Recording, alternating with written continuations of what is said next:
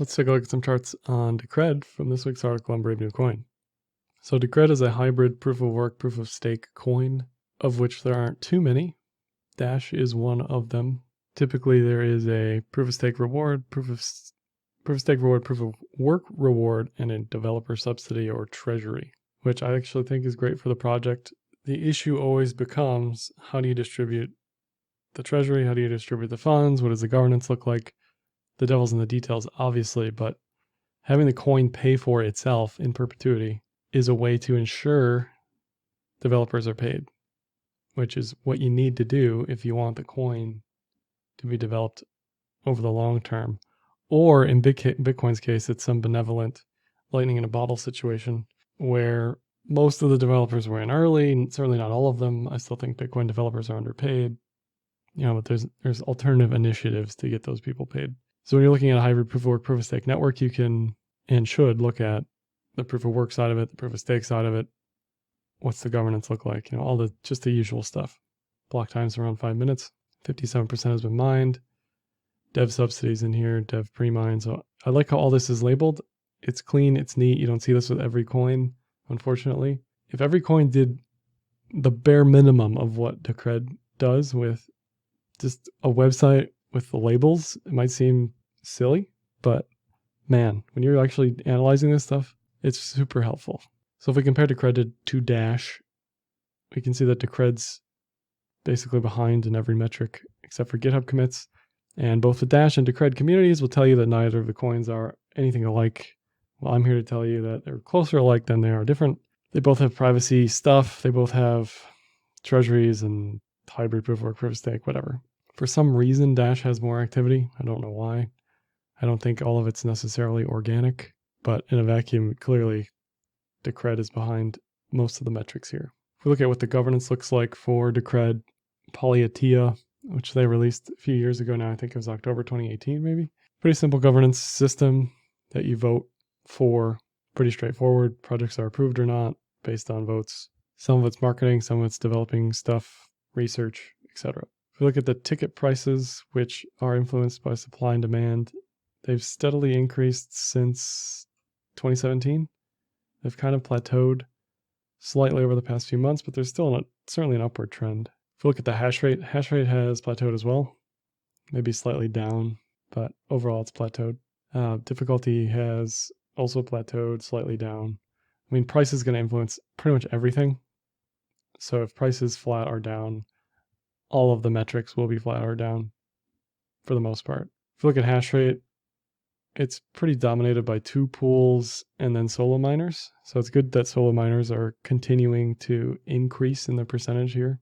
But with any proof of work chain, it's good to see these dominant pools decrease. You don't want a single pool of 51%. You don't want two pools of 51%. You just want maximum decentralization possible. Now it's going to be harder to 51% attack Decred than any vanilla proof of work network because it's hybrid proof of work, proof of stake. If we look at the ASICs on the proof of work side, 3 of them are profitable, whereas the rest aren't. And the other thing that sticks out to me is there's no new ASICs coming that are public for the algorithm past July 2019. So to me, that says that the business people think that there's not interest in the mining side of things. At this point, some or most of these might just be defunct or dead from a practical standpoint. They do have a shelf life, so I don't know how much of each of these, this is with any ASIC, how much of each of these was actually bought and purchased and is distributed and is live on the network. That's always something to consider as well. If we look at the transaction count in red and mean transaction sizes in green, again, if price is flat or down or sideways, the on-chain stuff is probably going to mirror that most of the time. So it's actually slightly up since January, February. So it's certainly less bearish than this downward trend line. There's clearly an inflection point here, but it's nothing too exciting. And mean transaction sizes are kind of all over the place, but nothing lasting or super exciting from a bullish perspective. If we look at NVT and active addresses, so they released their privacy CoinJoin coin mixing service. It's not exactly any of those things, but it increases the active addresses on the chain, which is what you see here. So after October or November 2019, the active addresses are different than they were previously.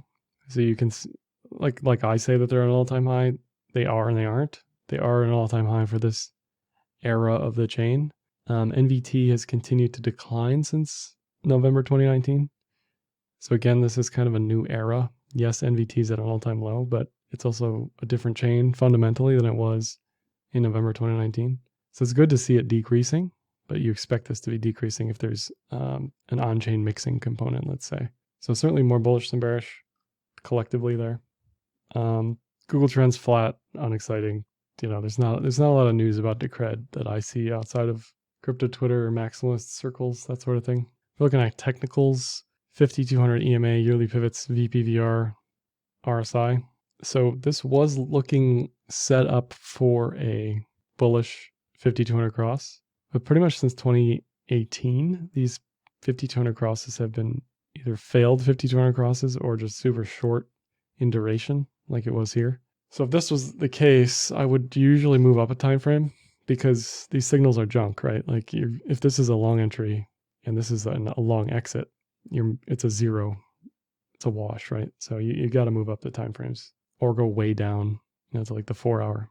That way you can catch stuff like this. But this is an example on the daily where these 15 to 200s don't really make too much sense.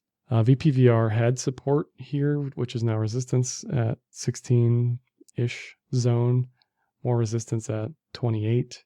The big support on the way down is at 450, 550. If this keeps going, there's also a yearly pivot here. So I really wouldn't, if this is like massive doom, I wouldn't expect it to break below 5, for example. It's not going to stay below 5 for a long period of time, most likely. But this picture is certainly not bullish. It's also below the cloud. This massive dip, it's going to catch any trend awkwardly on a high time frame, especially if you're using something like the doubled cloud or the 50th and 200. Those are high time period averages that are going to move too slow to catch this 2-day 40% drop, whatever it was, 3-4 days. So as it stands, we're below the 200, below the cloud. It's not a buy unless you're trying to catch knives, unless you're trying to hope that the last dip is the dip you buy.